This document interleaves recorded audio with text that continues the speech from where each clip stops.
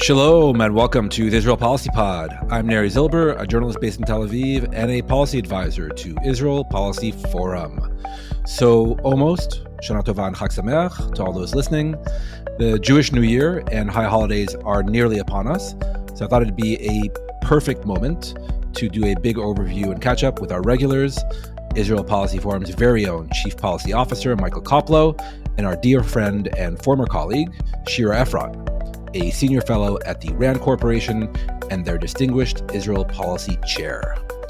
We discussed last week's strikes in Qatar, the ongoing IDF offensive in Gaza City, next week's very important meetings in New York at the UN, and some, dare we say, positive and optimistic news heading into the new Jewish year. And much more beyond all those, trust me. It was a terrific conversation as always with those two, but just some housekeeping notes before we start. First, just a reminder, we're now a video podcast available on YouTube, so check us out over there if you want to watch us and not just hear us. And do subscribe and leave a nice comment if the mood strikes you, both on the podcast platforms and YouTube. These things are important, I've been told. Also, second note, since the holidays are nearly upon us and things do shut down, definitely here in Israel, our schedule for the next few weeks could be a bit erratic. We'll do our best to get a few episodes in, hopefully, but especially if something dramatic does happen. But fair warning for the coming few weeks. And with that, let's get to Shira and Michael. Hi, Michael. Hi, Shira. Thank you. Shana Tova, and welcome back to the pod. Shana Tova. Thanks, Neri. Shana Tova to you both. So as promised, I wanted you both back on before the Jewish high holidays were upon us to discuss a host of issues and stories, although when we last chatted a month ago, I don't think we quite appreciated what would be in store. So there is a lot to talk about today on this episode. But I wanted to start our conversation by looking back at the big news from last week. Obviously, the Israeli strike in Doha, Qatar, targeting Hamas's headquarters there. Just by way of context for our listeners and viewers, the strike was meant, obviously, to take out the entire top Hamas political leadership. That likely did not happen, which even Israeli officials are now conceding and admitting. 5 lower-level Hamas officials and 1 Qatari security officer were killed in the strike. That's confirmed. But interestingly, a few of the very top Hamas guys have not yet been seen in public, so no confirmed proof of life for either Khalil al-Hayeh or Zahir Jabarin, people like that. So it could mean that they were injured, but again, nobody quite knows, but unlikely that they were killed outright. And finally, Qatar and the entire Gulf and the entire Middle East are not too happy with Israel. So with that being said, Michael, let's start with you. What did you think of this unprecedented, brazen, choose your adjective, operation by Israel and Qatar? And do you really buy the line coming out of the White House, the Trump administration, that they didn't know anything about it beforehand? My initial reaction when it first happened was that, of course, the administration must have known about it, and it must have been coordinated to some extent, because Israel, even this government, would not have the brazenness to go after Hamas mediators just a couple of days after a new U.S. offer was passed to those mediators, and when Steve Witkoff and company were supposedly working very hard on it. And furthermore, that even this Israeli government wouldn't have the brazenness to attack on Qatari territory, given that Qatar is a major non-NATO U.S. ally, officially designated as such, and given the fact that there are obviously very close ties between the president and his family and members of his team with the Qataris. So my initial reaction was, there's no way that Israel just did this without notifying. And it seems to me now, just based on the reactions, and we do have Barak Ravid's most recent reporting, that actually it seems that that's precisely what Israel did. Now, I'm sure the U.S. knew about it, before the missiles actually struck. Right. And, there's this question as to whether they only found out about it once the planes were in the air, or if the president found out about it theoretically with enough time to tell them to turn the planes around, and he didn't actually do it. But it doesn't seem like this was something where the U.S. was given a huge amount of advance notice, or that it was even, negotiated between Israel and the U.S. as to whether this was something they should do or could do. And assuming that that is actually what happened and that the reporting is correct, it suggests two things to me. One is that Prime Minister Netanyahu and the Israeli government seem extraordinarily confident that there's nothing they can do that will run afoul of this administration, whether it be launching missiles on Qatari territory in the middle of U.S. brokered negotiations, whether it be something like West Bank annexation, whether it be not really taking the negotiation seriously, which I don't think this Israeli government has ever really done. They seem to think that they can pretty much do anything, and even if the president doesn't like it, he'll give Bibi a slap on the wrist behind closed doors, and that will be the end. The second thing it suggests to me is that as reckless and risk-taking as I already thought this Israeli government was, it's well beyond that. And this isn't like a little move. I mean, it's not the same as attacking Iran. We can talk all we want about the rhetoric from Israelis and from much of the American Jewish community about Qatar, and the fact that Qatar is seen not as Iran, but almost as a foe that's just one notch below. In the real world, attacking a Sunni Gulf state like this is just a different thing. This is a GCC member. The other Gulf states, even if they don't like the Qataris, and I don't think they really like the Qataris, they do not want this happening in another Gulf capital. So this is just, it's a much bigger move. And as much as I always say the Israeli government is off the rails, this seems to me they're even more off the rails. And even had it worked, I think it would have been risky. The fact that it didn't is just a huge misstep in all sorts of ways. So it's interesting. I'll get you in. I'm very curious to hear what Shira has to say, but I actually disagree with you, Michael. I know that good. I like it. I like it when we have disagreement on this pod. Yeah, it's rare both on this pod and in real life, but I think there's zero chance Bibi Netanyahu greenlit the strike on Doha without the Trump administration and the president at least giving a yellow light for it to go ahead. I think our friend and colleague Barak Rafid's reporting, the latest reporting, backs that up, that they did notify at least the president an hour beforehand. And we've seen this president turn around Israeli planes in mid-flight on the last day of the Iran war, which I'm not going to repeat. This is a family podcast, but I'm not going to repeat what he said. And those planes did turn around right quick. We've seen this president and this administration admonish Ukrainian President Zelensky for not wearing a suit. So you can only imagine what this president would have thought and actually said and done if out of the blue, Bibi Netanyahu bombed his Qatari allies. I think it's just not credible. I'm happy that the spin that initially came out of both Jerusalem and Washington was kind of pushed back on eventually. But yeah, I didn't buy it then. I don't buy it now, especially since Bibi Netanyahu is so beholden to Donald Trump politically for domestic reasons, and internationally, it's the only thing he has going for him. It's Donald Trump. Shira, what did you think of this? Well, it was still brazen, regardless of whether Donald Trump greenlit it, but especially as we know from reporting here in Israel, that a lot of the security chiefs were against. Yeah. So I don't know.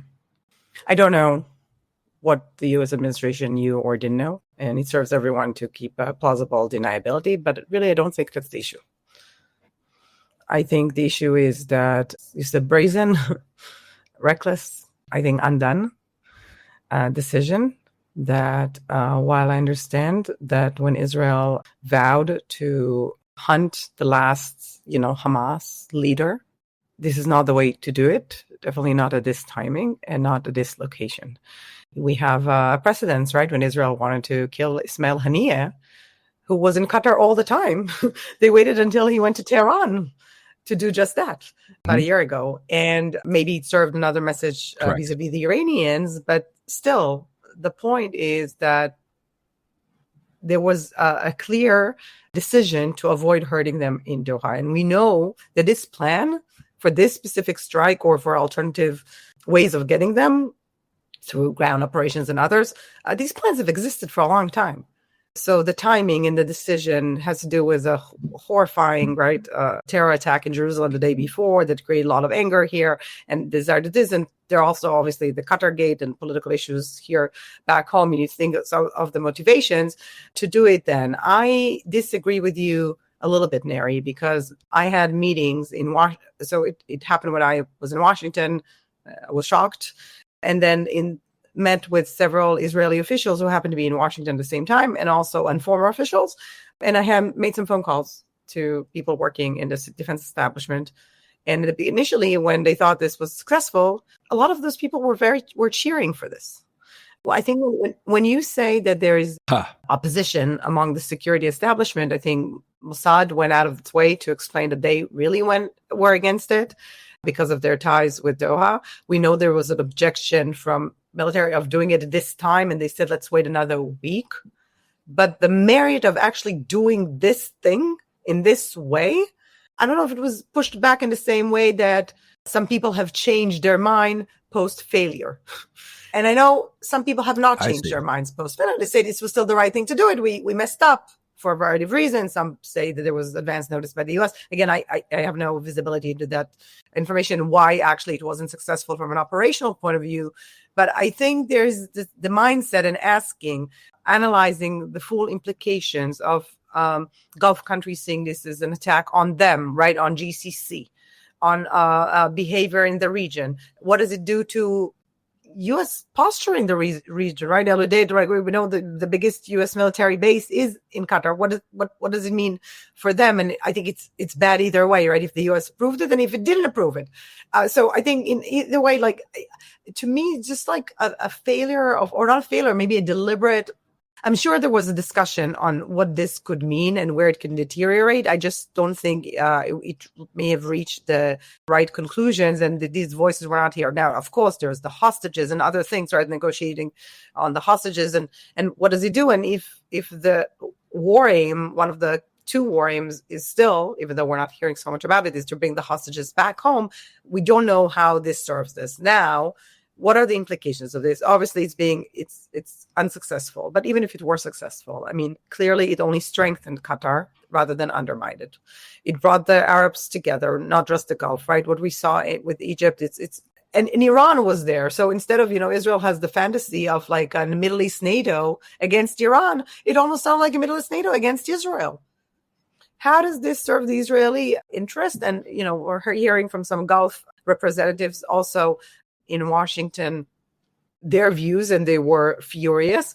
And I got to tell you, I was in a city in Europe coming from Washington, and there was a former Qatari senior official. This is a group that discusses Gaza.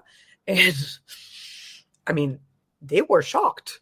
So to think that they knew about it or didn't know about it or had expected this, they were shocked. So anyway, we're still grappling with this, with the implications of this. But I really, even though I have no sympathy for these guys in Doha, or obviously in anyone that has to do with Hamas, I wish they would think of the strategic implications of this early. And I think it bears adding on top of that the summit in Doha took place literally on the 5th anniversary of the Abraham Accords. And instead of having the region celebrate that and celebrate Israel's integration and think about how it can be expanded, instead, you literally had the Abraham Accords countries and Israel's peace treaty allies meeting in Doha with Iran there, as Shira notes, to blast Israel. I mean, when we think about the Abraham Accords and the legacy and what goes forward, I would argue that at the moment, Israel's posture in the region is worse than it was the day before the Abraham Accords were signed. And we're now in a post-Abraham Accords world. So I'm with Shira, not shedding any tears for Hamas leaders who may have been killed or ones who survived. I'd rather that they're all 6 feet underground. But when you look at the overall implications, this doesn't strike me as being very smart. Yes, for the record, and we'll be clear, all those Hamas, quote-unquote, political leaders, the head of this vicious terrorist organization, yes, they all deserve to die, especially for their role in October 7th. But it's a question of when, where, and how. And like Shira and you, Michael, we're talking about the larger implications for Israel of doing it in this way in Qatar, in Doha. It's not like it was a secret that Hamas was headquartered in Doha. They've been headquartered there for years. This building, I know for a fact, because someone told me who has been there. Yes, that's their primary headquarters. So it didn't exactly take the top-notch like Mossad capabilities to figure out where their headquarters were, and it's been like that too. And by the way, both Israel and the U.S. have found it very useful in the past to have Qatar host Hamas. And Neri, on that even point, October 7th. First of all, I have to say something. I mean, the fact that people deserve to die, I don't know if it means Israel has to go and kill everyone. This is a question, right? I mean, I think you argue that there are a lot of people that the U.S. is upset with, and they don't just. I mean, there's an issue, and we can talk about Hamas and what does Hamas mean, and that these people specifically. Yeah, sure. Did they know about the October 7 attacks? I don't know. They seemed pretty surprised. Were they extremely happy about them? Of course. No, but Khalil al-Hayeh, he was Yahya Sinwar's number 2. Sinwar sent him out of Gaza. Right. No, I'm with you on that. And Khalil al-Hayeh and those people, and really, I mean, from a standpoint of Israeli mentality and where Israel is, and the October 7, they have to pay a price. But this Qatar thing, first of all, we also need to know that as a sort of unintended consequence, as a Qatari security guy was killed. And this person, by the way, I don't know if you know, but apparently he's from a very important Qatari family. So that doesn't add anything to it, right? This is also something that is complicated because you're not supposed to hurt Qataris. And what you said now about Qatar, and it was convenient for Israel and the U.S., I mean, we spoke about it so many times, and we were critical of this policy even before. Israel can blame Qatar all along as much as they want for propelling Hamas, for helping Hamas, but I mean, we have friends in the IDF that counted the Qatari dollars, the suitcases, the money, the request to pay. This was all conceived here in Jerusalem. That were physically brought in before October 7th, obviously, by a Qatari envoy, physically, right? You had heads of Mossad, heads of whatever, military intelligence flying to Qatar to negotiate with the Qataris to and this was calm Gaza down again before October 7th. So, sorry, I was going to say, when Bibi Netanyahu yesterday, he gave a press conference, which we'll get to in just a bit, another press conference. He was asked about Qatar, and he said, Qatar, hosts, funds, supports Hamas, et cetera, et cetera. It's like, of course, you knew this. You promoted this policy. Obviously, he was asked about the strike that he greenlit. Sorry, Shira, I cut you off. But that's part of the issue in Israel. And I think the mentality in Israel, and also now all the people that support this, that it's, we can talk about the Qatari position, which many countries in the region and the world have issues with, and Israel should also. But in the context of Hamas, the one who enabled, encouraged, facilitated, led this, liked this, loved this, went to the World Cup in soccer in Qatar, like were the Israelis. And this is pre-October 7, but, we pay for mistakes. What can we do? So, on Qatar. Yeah. All right. Enough about Qatar. So, ongoing Gaza issues, Gaza proper. As I'm sure our listeners know, Israel, late Monday, early Tuesday, launched its long-threatened ground offensive into Gaza City. Again, shouldn't come as a surprise to listeners and viewers of this podcast, because we took those plans and those threats very seriously over the past month.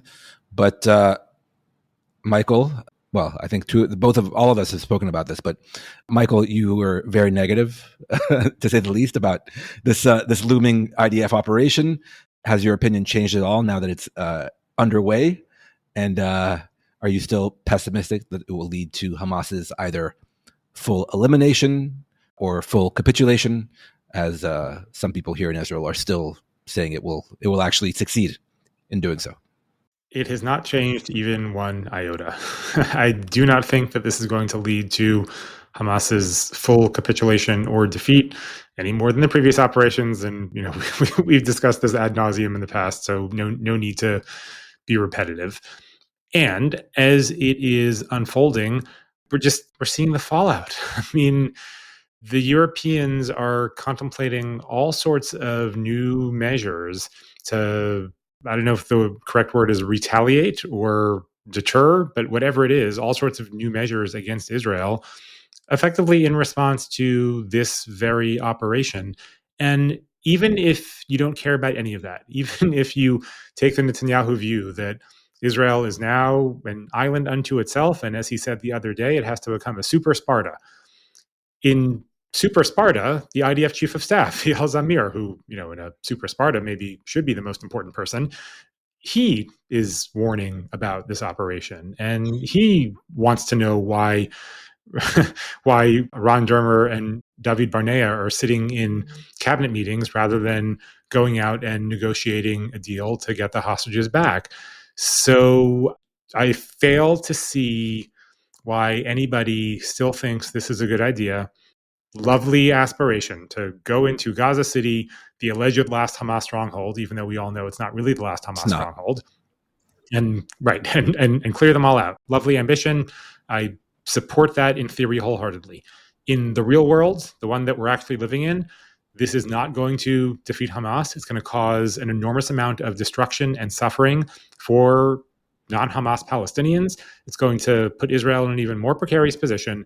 And if it goes forward, then chances are 6 months from now, we'll be sitting here discussing the next operation in the refugee camps in central Gaza that is going to be the one that finally defeats Hamas and gets the hostages back and brings total victory.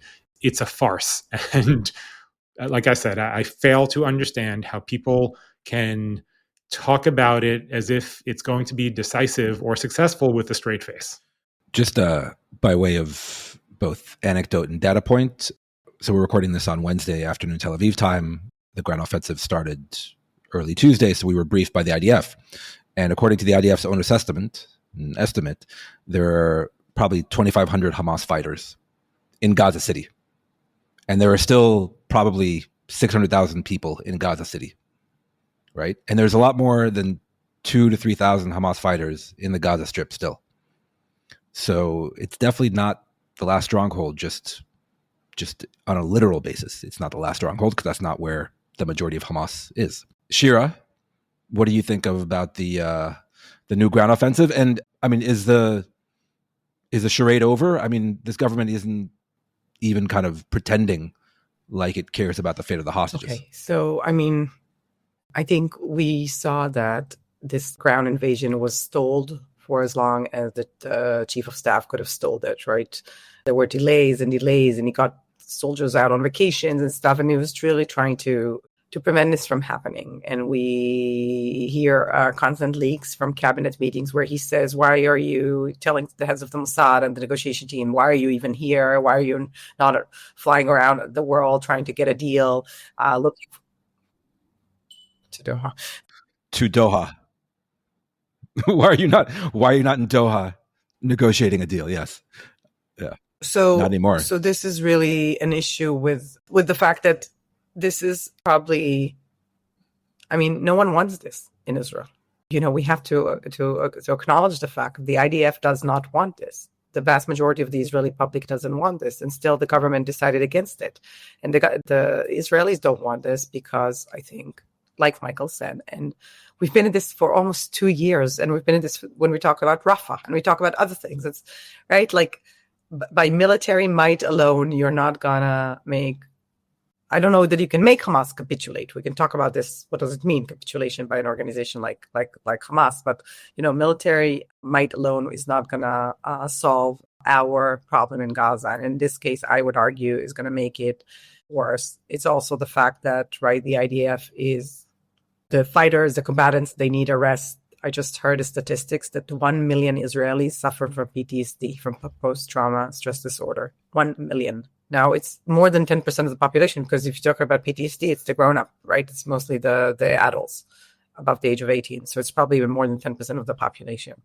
And not to mention what Michael, spoke about in terms of the growing isolation of Israel. And the prime minister even is aware of that, as talk about his speech yesterday. So that in regard, I think what we're seeing now is an operation that the IDF is reluctantly going into. We're seeing displacement of Palestinians again. The images from Gaza are horrible and sad, and it's going to hunt us, for years. People have nowhere to go. I have reasons to believe that the numbers reported on how many have left are not accurate. It's actually more people have stayed in Gaza. So it's probably more than 600,000 that stayed. You think the numbers that we have heard that have left are inflated? I think it's almost 400,000. I think so. I don't know for sure. I think so.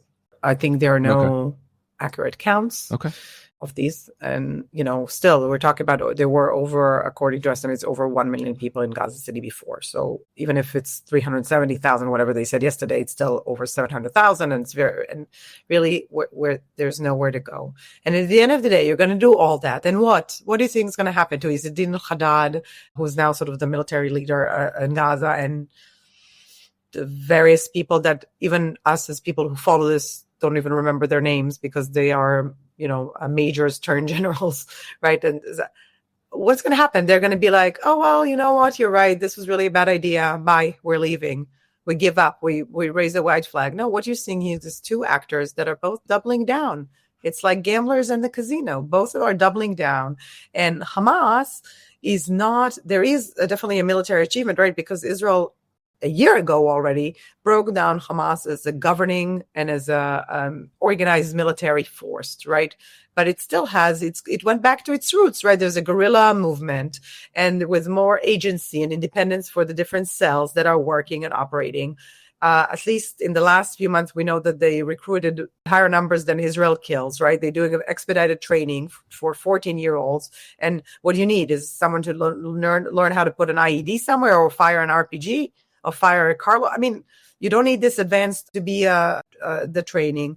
And according to all estimates, they are preparing, what they're preparing for the IDF in Gaza is very dangerous for the soldiers and dangerous for the hostages also, of course. And in terms of the hostages, yes, we're not even hearing about the hostages in the last, there have been a lot of press releases and statements, but we don't hear anything about the hostages. So it does seem that this goal, this war aim, which was really important, is pushed back into the back burner. I think it would be nice if we get them, but less. And it's important because Netanyahu said in a speech that he tried to mend the damage, but speaking about what's coming, probably he had inside information on what's coming from Europe, but it's not just going to be from Europe. Right? He spoke about Israel needing to be super Sparta.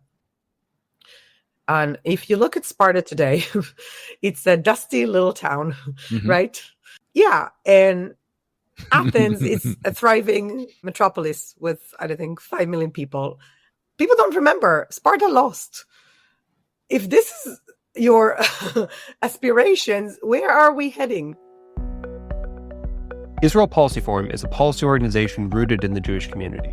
Our mission is to build support for a secure, Jewish, democratic Israel through a viable resolution to the Israeli-Palestinian conflict, advancing pragmatic U.S. policy towards the conflict, U.S.-Israel relations, and regional diplomacy among policymakers and community leaders. We promote policy measures endorsed by credible security experts, develop analysis and commentary, and convene programs that engage and educate leaders across the political, denominational, and generational spectrums. Our Young Professionals Initiative, IPF at TEED, works to elevate the discourse among next-generation leaders by building community and facilitating engaging programs related to Israeli-Palestinian affairs. To learn more about our work, visit us online at israelpolicyforum.org and follow us on social media. If you rely on Israel Policy Forum for credible and nuanced analysis, please make a tax-deductible gift today at ipf.li/supportthepod or at the Support the Show link in the show notes. This is why I have PhDs on that this like podcast to visit Greece. To remind us, yes, Sparta did lose. They like the Greek islands. Yes. Yes, 100%. And just touching on what you said, Shira, I don't even think the hostages are put on the back burner. I think they've been taken off the grill, and this government pretends like they don't exist, like almost. I mean, I hate to say it, I hate to put it in these terms, but they're fighting a war as if the hostages don't exist. And I know that probably many ministers and their political supporters are happy about that because, total victory is more important than the lives of 20 living Israelis. But I think the majority of Israelis would disagree with that, especially 2 years into a war. And the second point you said, Shira, it's like two gamblers doubling down, but Hamas has a lot less to lose than Israel. So Hamas is betting its last $50, and Israel is betting all of its $50 million. I mean, that's the poker analogy. Michael, I was struck this week by the fact that Marco Rubio was here, and in his press conference with Netanyahu on Monday in Jerusalem, it could have been, I don't want to say Bezalel Smotrich standing next to Netanyahu, but Netanyahu standing next to Netanyahu. And on the issue of the Gaza war specifically, there was zero daylight. Marco Rubio said basically, well, it would be nice to get a deal that got all the 48 remaining hostages, including the deceased ones, out, and that Hamas basically ceased to exist, as he said, and lay down its weapons and get that through a negotiation. But even Rubio said, oh, that's likely not going to happen. So we'll probably need a concise military operation to achieve these goals. So obviously you don't think those goals are achievable through this military operation, concise as it may or likely won't be. And even the IDF admits it'll take months. But were you surprised that Trump and his people are so on board with this Israeli policy? No, I'm not surprised. And I agree with you. Somebody should have let Rubio know ahead of time that the IDF thinks it's going to take months and, possibly an entire year to actually accomplish what it wants to accomplish in this operation militarily.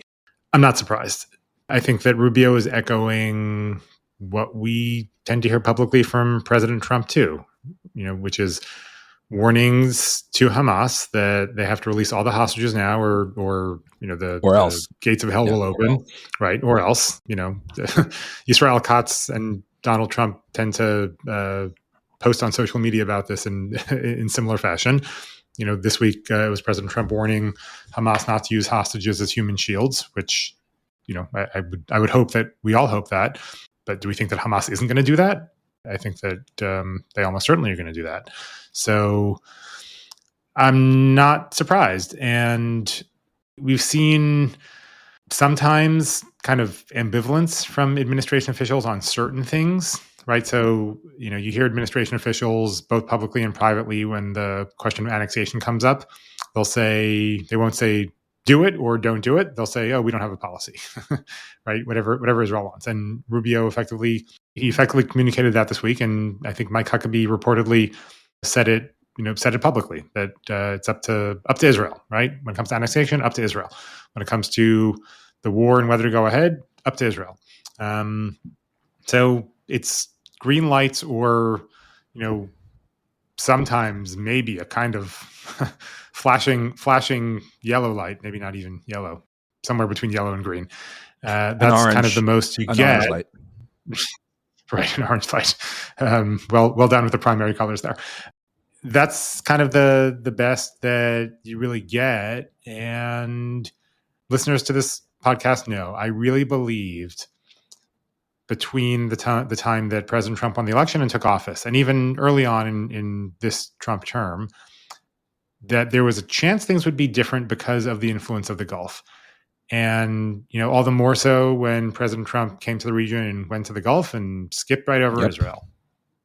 But it's hard to see the influence of the Gulf in this stuff, so either the administration is ignoring what they're hearing, and I think there's evidence for that. There's no way that the Gulfies wanted strikes on Iran before they happened. I think they're probably fine with the result, given that it was short and successful to some extent without much blowback. But I don't think they wanted that ahead of time, and it happened anyway. I'm certain that they wouldn't have wanted a strike on Qatar, but that happened anyway.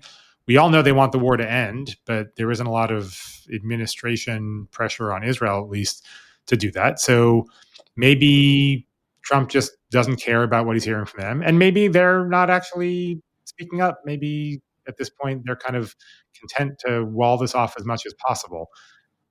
But I'm now beyond the point where I'm going to be surprised by green lights from the president and top administration officials. I just don't think we're going to see any effective pressure or even a sign of genuine anger or frustration or loss of patience with this Israeli government.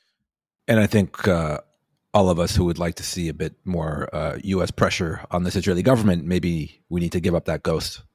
And I made this joke with Shira, I think, the other night.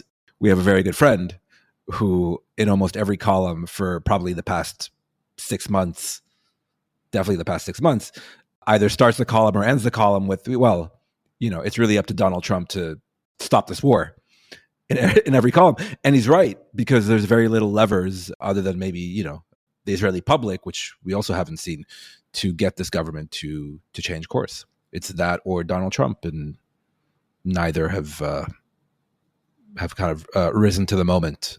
Moving ahead and looking ahead to next week, which will likely be a big one, as if the previous weeks have not been big ones, but it will be, I think, a landmark week, especially in New York.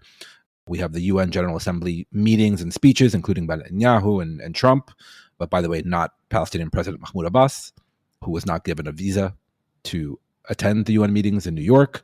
Unprecedented, but leaving that aside, Rosh Hashanah Eve, Monday evening, we're going to have the big meeting on Palestinian statehood recognition hosted by Saudi Arabia and France, where we expect movement by a host of states, including, France, the UK, Canada, Australia, and others, to recognize the state of Palestine.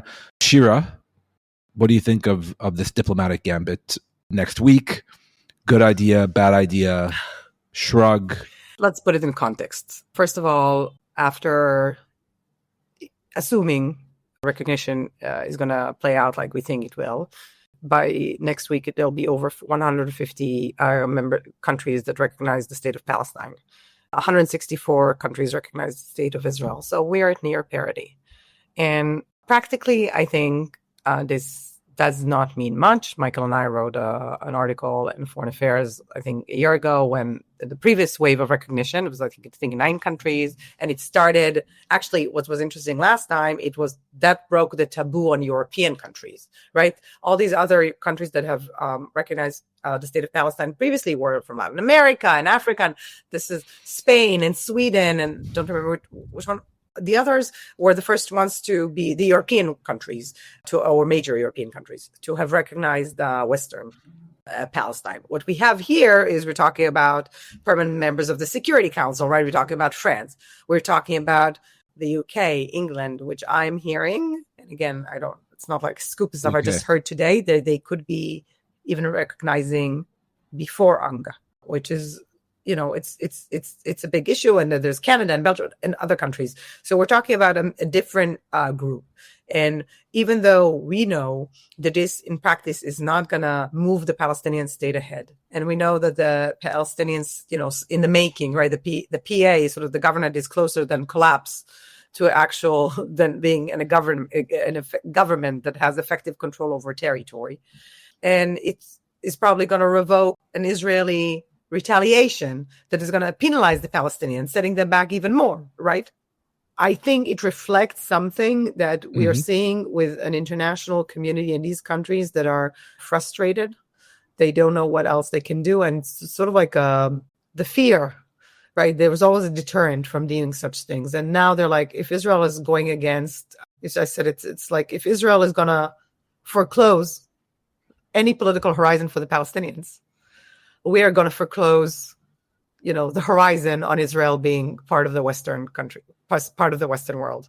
And I mean, we can play with it also because the Horizon research program, which Israel is losing access to also. But I mean, this is the idea. It's like they lost the deterrence.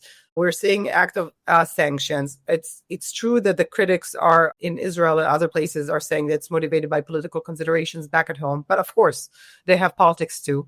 And that is true.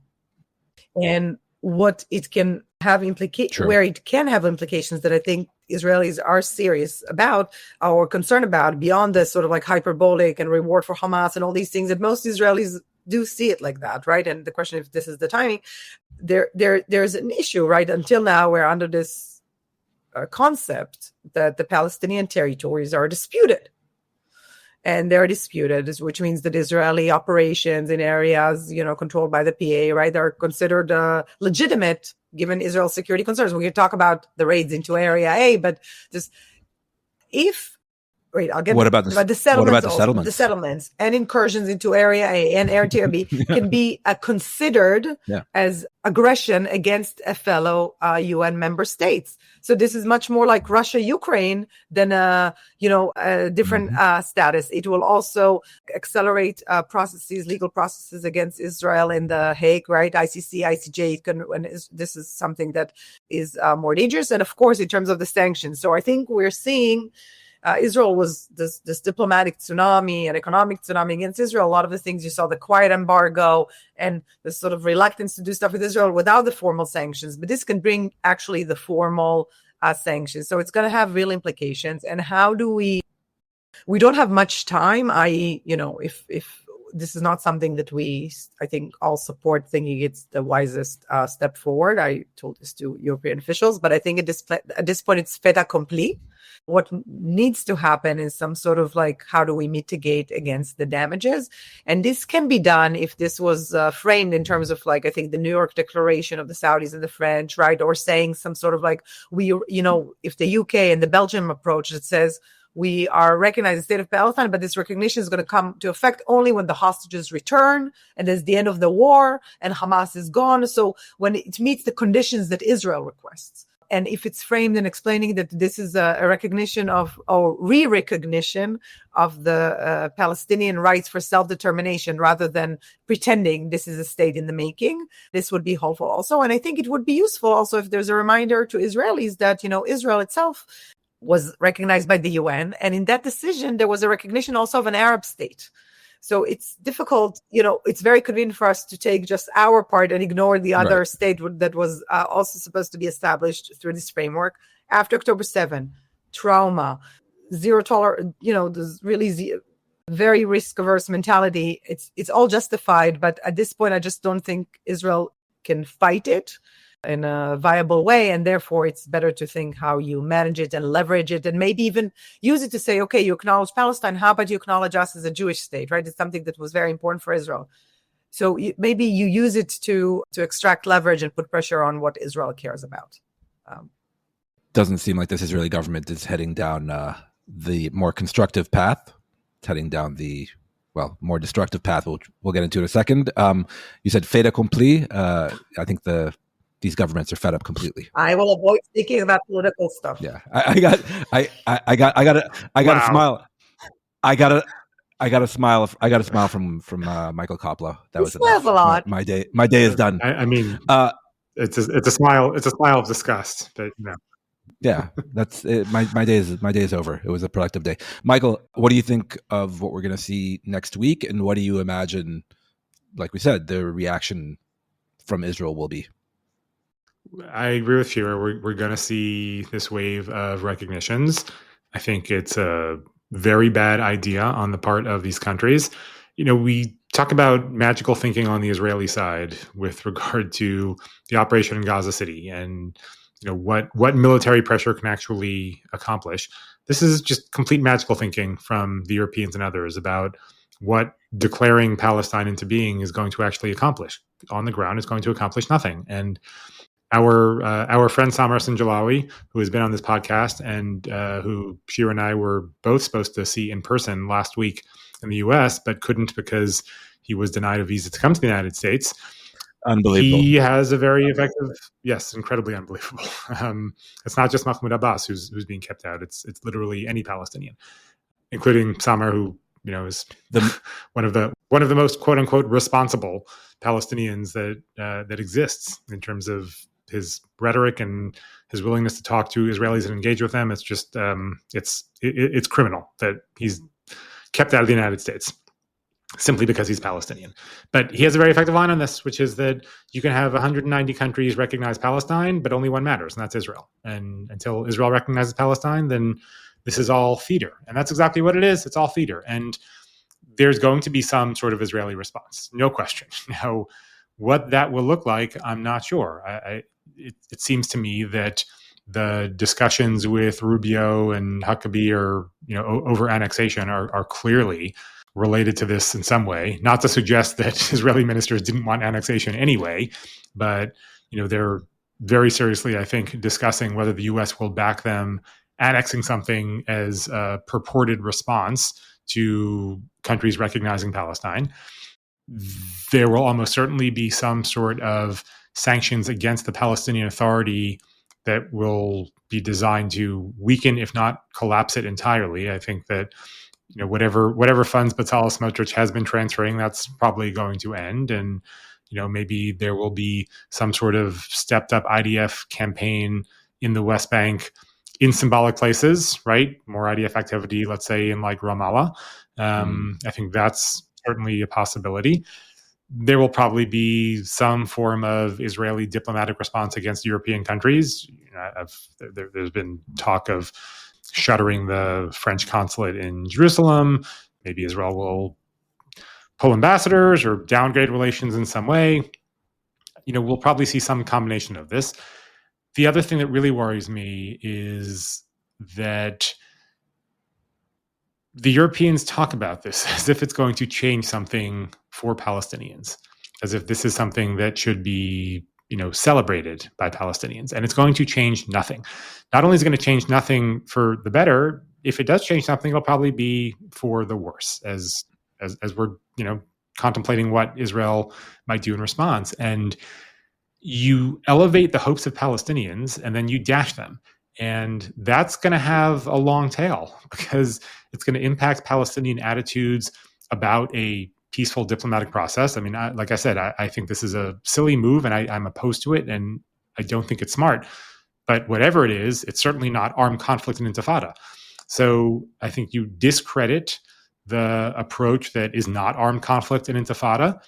I think that you even go so far as to perhaps discredit the entire statehood approach and push Palestinians into saying, screw it. Either drive Israelis into the sea, which certainly plenty of them want to do anyway, or the approach that says, let's drop Palestinian statehood, just push for Israeli citizenship, turn this into a straight civil rights campaign to become Israelis, which is I don't know if that happens, especially given the world we live in. I don't know how Israel overcomes that. Right. So I think that there's a real potential downside to this.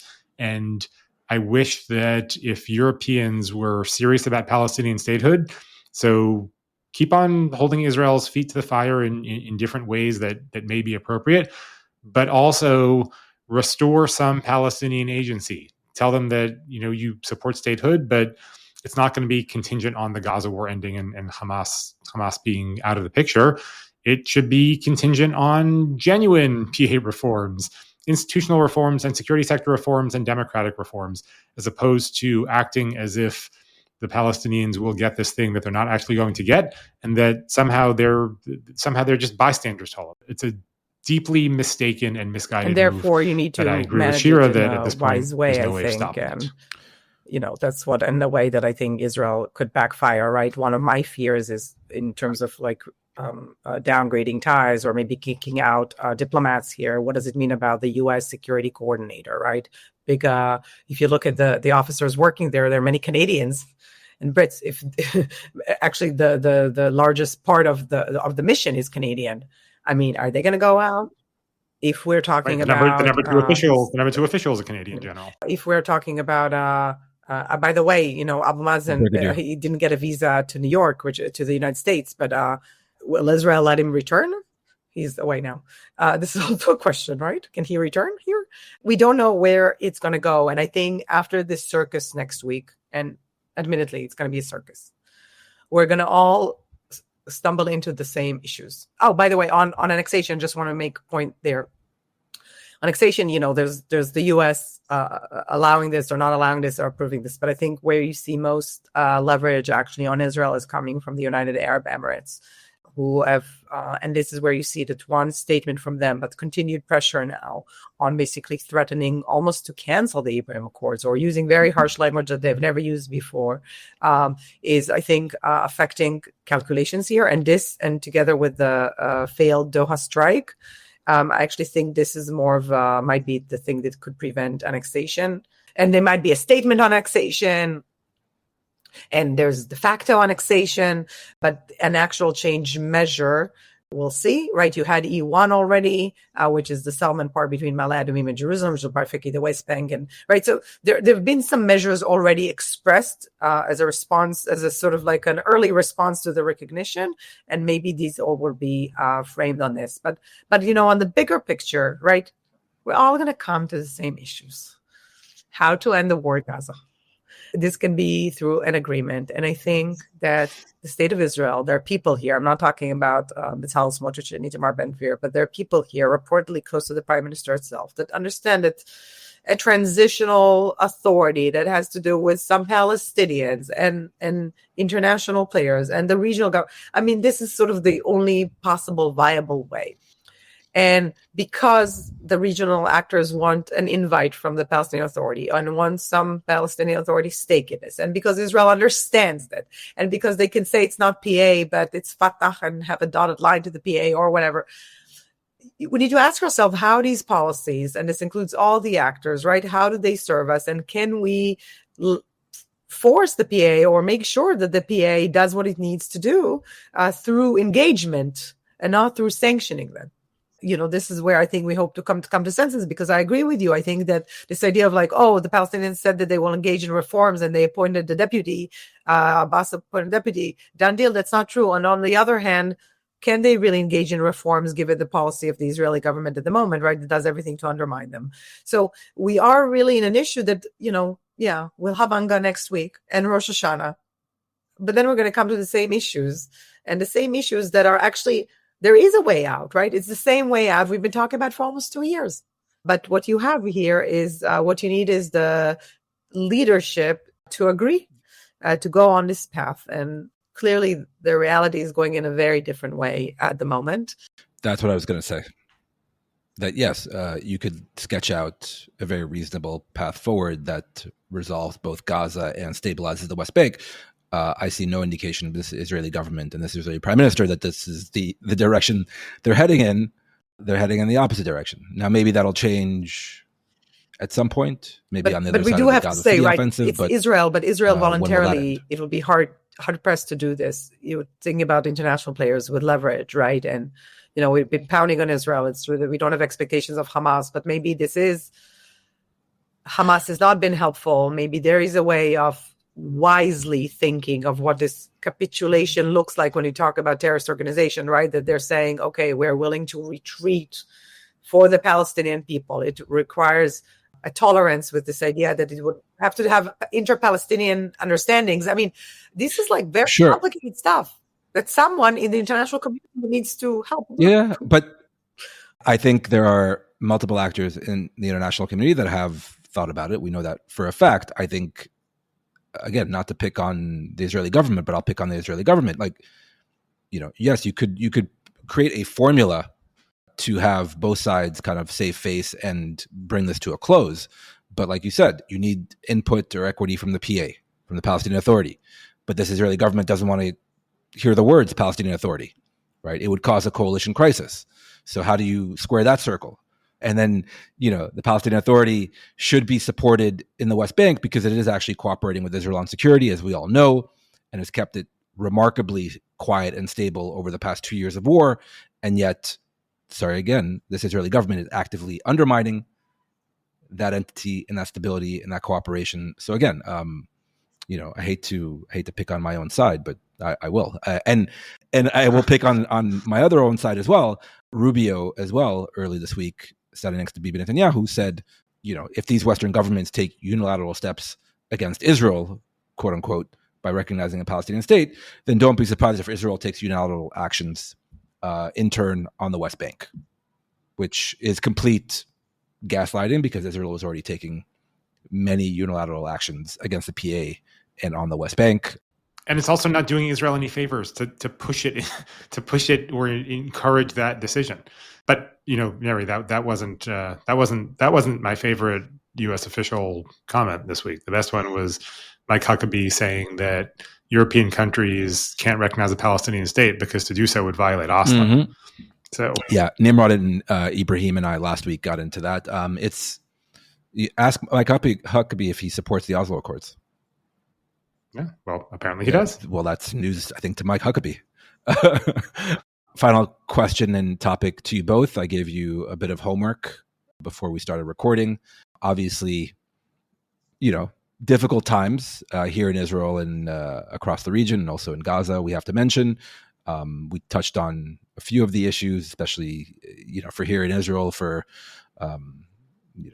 our kinds of people, the growing international isolation of Israel, politically, diplomatically, economically, and the like. Not great times. But this podcast is known for many things, but above all for being the purveyor of good news and positive vibes, as the kids say. So your homework was to find one piece of positive, feel-good, optimistic issues, points, news that you can share with us coming into this new year, this new Jewish year. Michael, should we start with you? Sure, but let's also note that Dr. Shira Efron did not think I'd be able to do this. She referred to me, I believe, as Dr. Doom, right? So I'm gonna show you, Shira, that so I'm gonna demonstrate that I can be not so doomy and not so gloomy. This actually wasn't difficult for me because I do think that we're seeing something that for me is super optimistic, which is that setting aside the push to unilaterally recognize a Palestinian state, we're also seeing this effort on the part of states in the entire Arab League in the guise of the New York Declaration that says we want two states, but that also is including this laundry list of things that Israel has wanted for a very long time.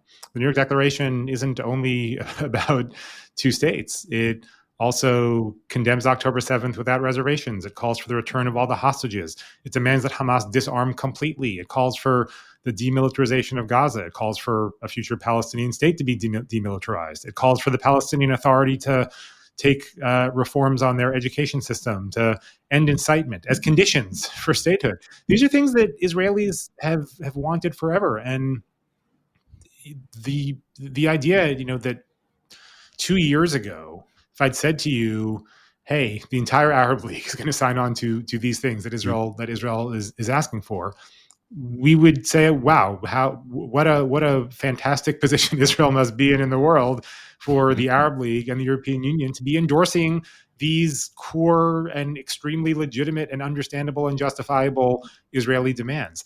And that's what's happening. So, the conversation right now around recognition of Palestine is, as we had on this podcast, it's not a great one. But alongside that, we do see these trends that I think are actually very favorable for Israel and demonstrate that things that Israelis want, the rest of the world is coming around to and saying, yeah, you know what? Those things make sense to us. We can't argue with those things. So to me, it's optimistic. It's optimistic in the guise of two states, because I think that once the two-state conversation turns serious again, which certainly won't happen while the war is going on, and certainly won't happen without the benefit of some time for Israelis to heal, both physically and emotionally, when the conversation picks up again, if this is any indication, it's going to pick up again from a much better place, and from a place that does take Israeli concerns seriously. And even if we set aside the two-state conversation, the fact that we do have every single Arab League state condemning Hamas and calling for their exclusion from Palestinian politics and their disarmament in such unambiguous terms, that's a really good thing. And I think we should celebrate it and lift it up and use it as a cause to be hopeful going forward. Very well said. So there may be, good news. Michael, good vibes. Michael, good vibes. This coming year. Exactly. Sunshine and butterflies. With sprinkles. Exactly. That's my new nickname. First of all, I agree 100% with Michael. And just to say, I wrote something about it, an article supposed to be in Foreign Affairs the other day, because I do say, as said before, I think it's fait accompli. Like the recognition is a done deal. But if you look at the larger context, there are positive elements. And the problem is that even Israelis that know the positive elements, they don't understand that you can't just get the good without getting the stuff that gives you a pause, and with, I think, a blind spot when it comes to Palestinian nationalism, because it's fine to say a Palestinian state is not going to be like now, But this idea of never ever, right? And in word and in deed, and it's not just by the Israeli government, right? It's opposition, and we know there's a motion in the Knesset that passed with a large majority. So anyway, but I'm in positive. What's positive? Yeah, no, I'm going back to like my rainbow mood. Actually, that was way too negative. I am positive. Why am I positive? I think that despite where the current trajectory is going, I'm seeing that the Israeli public has much cooler heads that prevail here among the public, among the professional echelon. I think that after October 7, we've seen, this whole, the country was in trauma. There was a sense of revenge, and everyone's coming to terms. There's a clear society here that, despite the trauma, despite the difficulties, does not want to be Sparta, wants to be Athens, that understand and see with very, it's not eyes wide shut, right? It's like eyes wide open. Where are we heading? And protesting the government's policies. And I think that's really important, because at the end of the day, I mean, in a few months, whatever this Gaza City incursion going to end, and before it rolls into, now we need Moasi and the central camps. And I agree with Michael. They're like, it's hard to see this ending, but hopefully one day going to come to a place where we have to make a decision. And I think the Israeli public now will push to the right decision. And that is important. We often talk about the Palestinians of having no agency and sort of the leadership and stuff, but you see new political activism by different parts of the Israeli society, right? You see the parties themselves, you see young generation thinking about going into politics, and there's this song here. I'm going to be really cliche this, but there's this, for our Hebrew speaking listeners, it's Tamid achi chashuch lifnei alot hashachar, right? It's always darkest before sun rises. And so I think we will see next year will be better. See? Sort of optimistic. Very well done, Shira. You did it. Meanwhile, we can go to Greece and look at Sparta and Athens, and that's fine. We'll take it. I'm going to pick up on your optimistic. Yeah, I mean, it sounds like a good that would be very positive, a trip to Greece. But all kidding aside, I'll pick up on your point, Shira, and then I'll make my optimistic point. I thought one of you was going to be more explicit, but I think this coming year, even the Jewish year, will be an election year. And with elections, hope springs eternal, even in Israel, and I think there will be, obviously, it'll be a momentous and fateful and historic, and I've used this word before, but existential election for the state of Israel. But I think, if the opposition gets its act together, it could be actually a very positive and optimistic election. That could actually usher in a new Israeli government. So politically, I think that is my optimistic note, that this coming year we'll see an election, if not triggered, then actually held, which I think will be momentous and will give us a lot of content for this podcast. So that's also an optimistic and positive note. And then my other optimistic and positive note for this coming year. So we're recording this on Wednesday, September 17th. Do you both know what today is? Oh, yeah, I knew that, yeah. It is. I saw Naim Qassem, happy Beeper Day talking about it. to you both. So a year ago, yeah, well, I'm sure he was spitting it as a great victory for Hezbollah, but in reality, it marked the beginning of Israel's real kind of full-out offensive against Hezbollah, and this happened a year ago. And when those beepers went off, and before I foolishly kept packing for my foolish trip back to the States, we didn't know how the coming weeks and months, and indeed the coming year, would play out. And it actually turned out better than anyone had any hope to expect, because Hezbollah was always, even more than Iran, was always kind of this real dangerous threat to Israel. But it was very, very well done by the Israeli intelligence services and the IDF. On September 17th, 2024, a year ago, the ground invasion hadn't begun yet. Yes, Hassan Nasrallah was still alive, et cetera, et cetera, et cetera. And extrapolating from that, a year ago, Yahya Sinwar was still alive. He is no longer, thankfully, with us. Iran had yet to be struck. rather successfully the 12-day war this past summer. So again, my point is that, especially looking back, but also looking forward, Israel's kind of security and military position in the region has improved tremendously over the past year. Now, the negative side, obviously, is that this Gaza war is continuing for no apparent reason, and it could have very easily ended probably end of last year, definitely by earlier this year, but it has not. But really, I think in terms of the actual security of the state of Israel and the Israeli people, night and day different from a year ago. So that is something, I think, an optimistic point to take into to the new year, and not something A, that we should take for granted, and B, we should acknowledge that, right?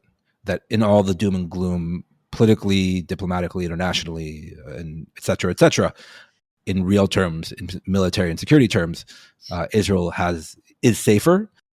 Remains to be seen whether this prime minister and this government can actually leverage it for enduring stability and enduring positivity.